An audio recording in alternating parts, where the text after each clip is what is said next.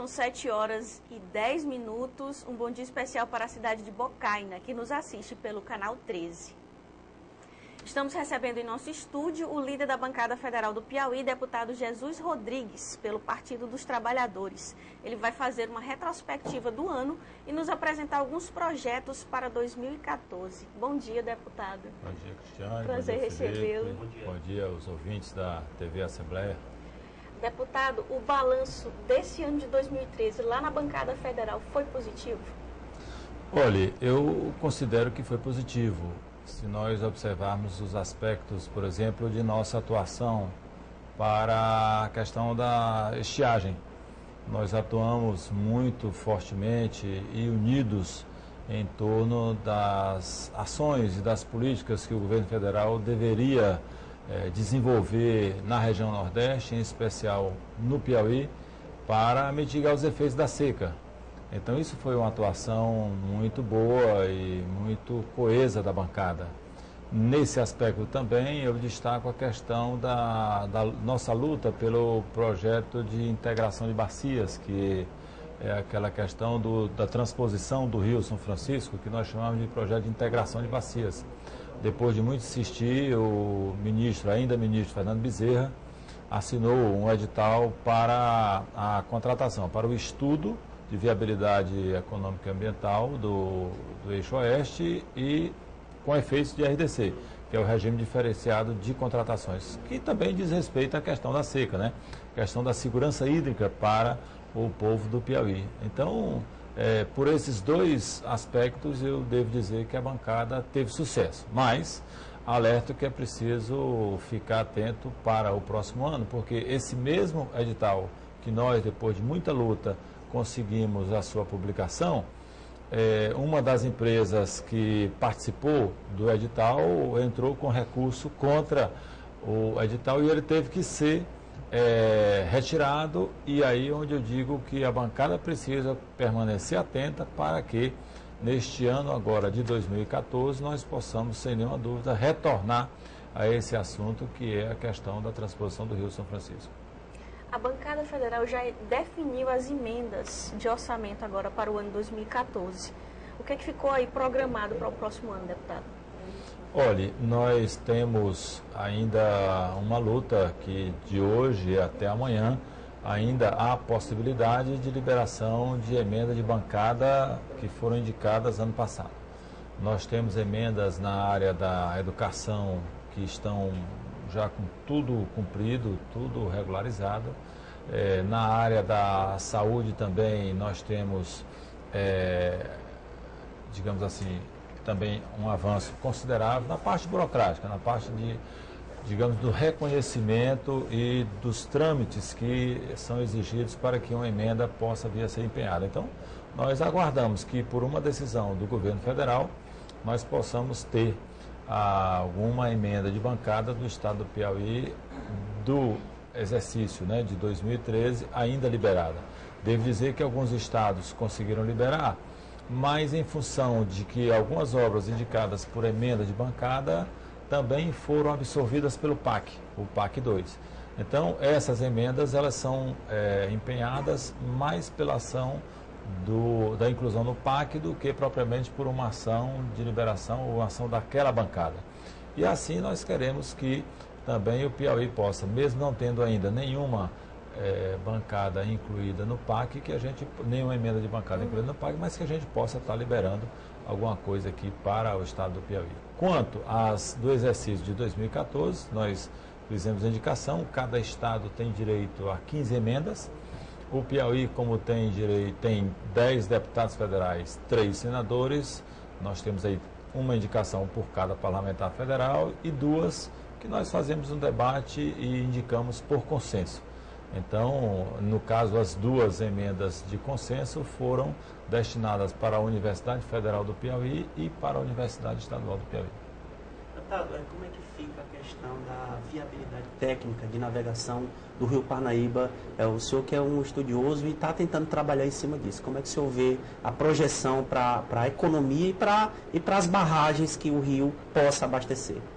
Olha, veja, eu entrei nessa história da navegabilidade do Rio Parnaíba mais por um projeto meu de conclusão das obras das eclusas da barragem Boa Esperança, que foi iniciada em 68 com a barragem, e a última obra que aconteceu lá foi ainda em 1982.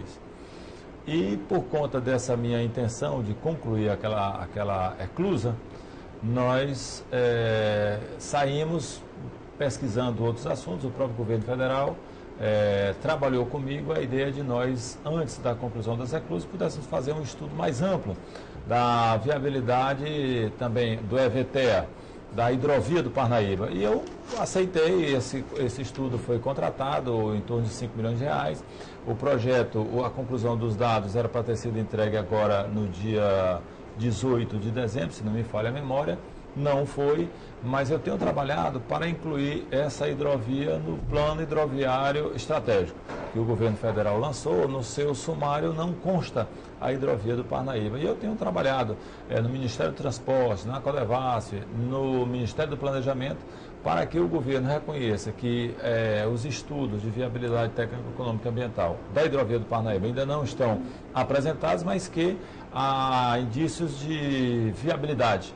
Então, que é preciso incluir essa hidrovia na questão do plano hidroviário do Brasil, que tem a intenção também de fazer transporte através de rios importantes do nosso país, e assim a gente poder, nesse caso específico da hidrovia do Parnaíba, nós podermos, eu digo sempre o seguinte, olha, a hidrovia do Parnaíba tem plenas condições de viabilizar o porto, e a existência do porto justificaria a hidrovia do Parnaíba. Então, eu tenho trabalhado nesse assunto, digamos assim, estou ligado com os técnicos que trabalham na área, tenho cobrado da AINOR, que é a Agência de Hidrovias do Nordeste, que cobra da empresa. Visitei técnicos do DENIT, no Ministério do Transporte, no Ministério do Planejamento, e a ideia é que a gente possa incluir a hidrovia do Parnaíba dentro desse plano hidroviário estratégico do país.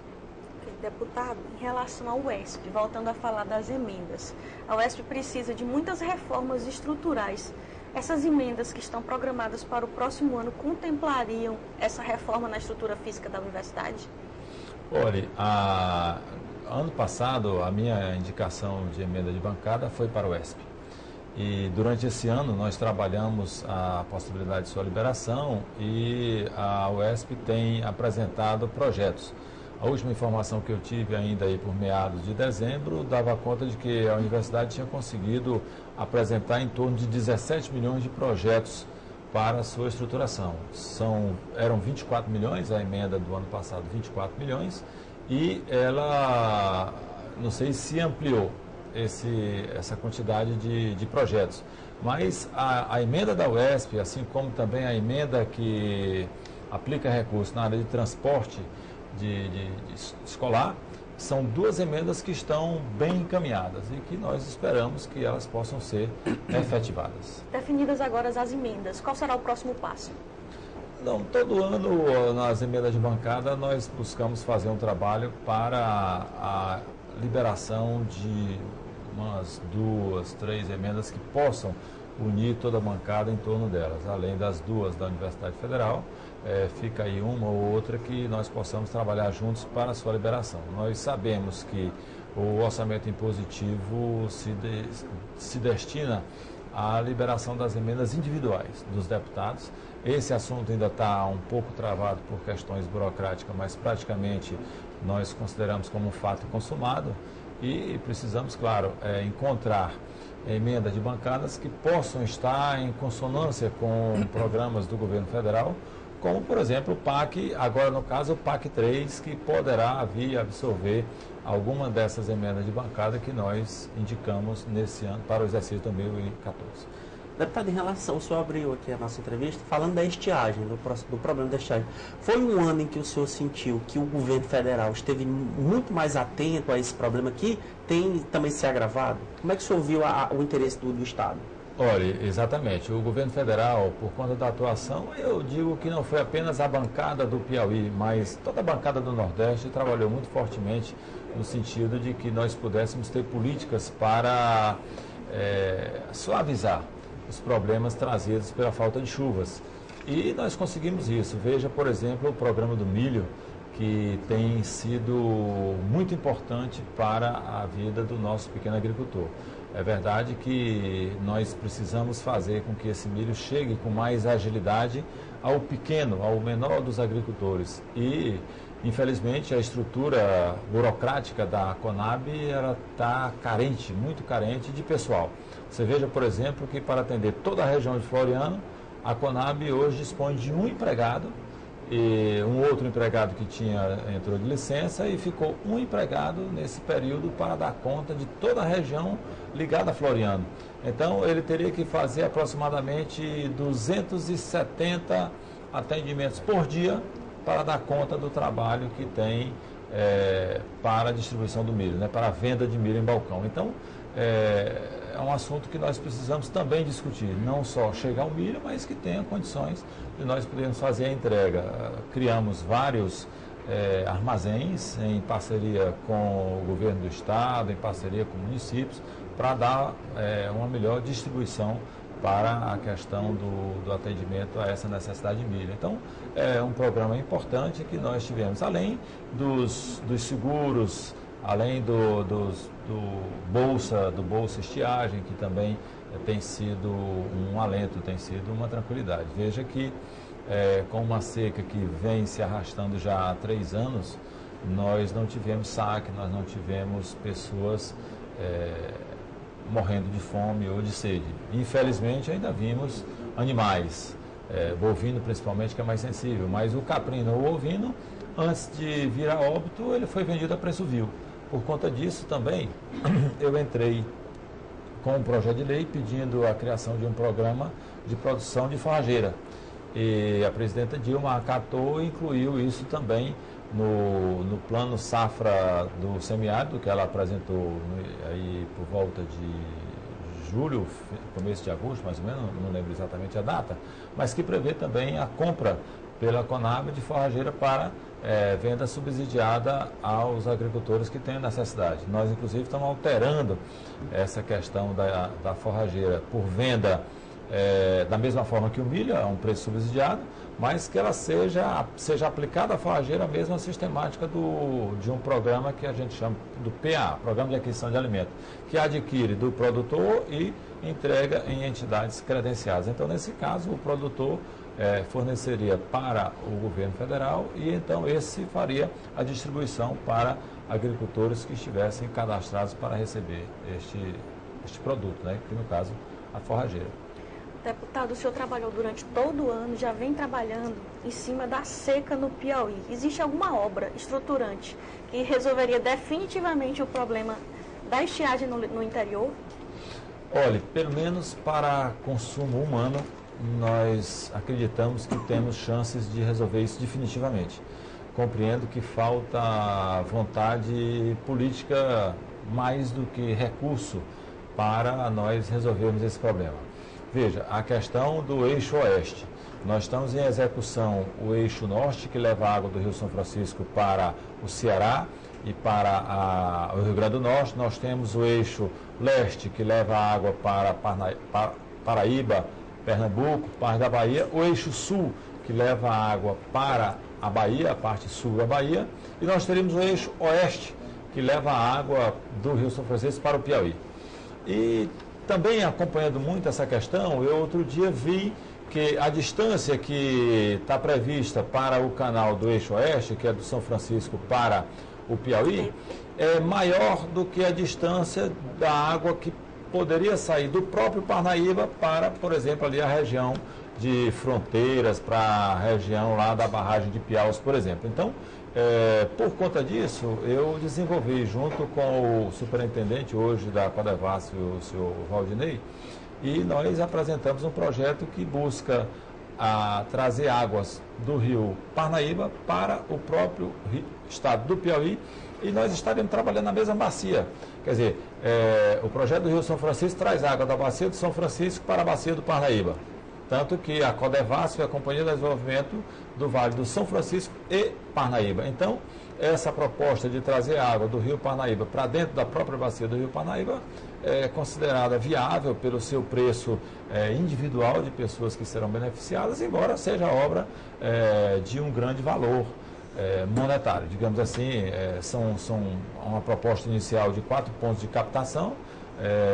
Nós poderíamos estar iniciando pela parte mais crítica, que é uma captação na altura de Floriano, e ele sair ali por cima da própria BR que sai de Floriano, passa em Oeiras e chega ali em trocamento com a BR-316, na altura de Picos, e levar água ali para aquela região. Então, é uma proposta que poderia sim resolver definitivamente o problema da seca para consumo humano e animal. Aí eu não falo da irrigação. É uma outra dimensão, é um outro projeto muito maior, mas acredito que essa questão da seca é preciso que o governo se sensibilize para isso. E eu acredito que esteja sensibilizado. Nosso maior problema foi a questão da licitação para a aplicação desses recursos na construção desses eixos. Tivemos problemas, mas é uma obra muito grande e ela vai ter sequência e nós conseguiremos, com certeza, concluir esta irrigação, digamos assim, esses canais de desenvolvimento que vão levar a água do Rio São Francisco até outras regiões do Nordeste. Para o Piauí, em especial, eu digo que essa água do Rio São Francisco pode vir porque atende a região mais a oeste do nosso estado, que é ali a região de São Raimundo Nonato e até a região de Fronteiras, mais em cima, que já na divisa com o Ceará, mas também acredito que a do Rio Parnaíba, que nós possamos trazer água do Rio Parnaíba, por exemplo, lá para a cidade de Avelino Lopes, ou então que a gente possa pegar água em Amarante e levar aqui para a região do Médio Parnaíba, chegando até Demerval Lobão, aproveitando a própria declividade do terreno, porque as águas descem de Santa Filomena para o nosso litoral, então nós temos chance também de, por essa via de artérias do Rio Parnaíba, nós termos condição de atender a necessidade de água para consumo humano e animal pelo mesmo Rio Parnaíba. Deputado, em relação ao PRONAF, o prazo de contratação termina hoje. O senhor poderia explicar para o nosso telespectador o que é o PRONAF e se vai haver possibilidade de prorrogação nesse prazo?